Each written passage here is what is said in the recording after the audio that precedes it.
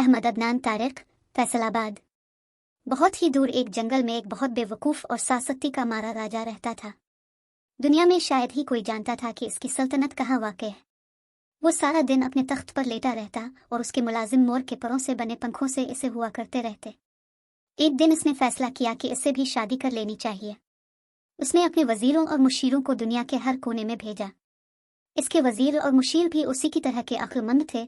उसने वज़ीरों को कहकर भेजा था कि इसकी बीवी ऐसी हो जो ज़मीन पर भी चल सके और हवा में भी अलिफाड़ सके, जिसकी शक्ल इंसानों जैसी हो लेकिन वो इंसान ना लगती हो।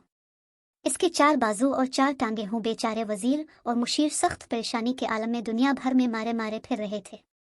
तभी उन्हें रास्ते में एक बहुत अक्लमंद बूढ़ा मिला जिसे उन्होंने अपनी मुश्किल बताई। वो हंस कर बोला, ये तो बहुत आसान है, यहाँ से एक बंदरिया पकड़ो और अपने राजा के लिए ले जाओ। मुशीरों वज़ीरों ने इसका कहा माना और ऐसा ही किया।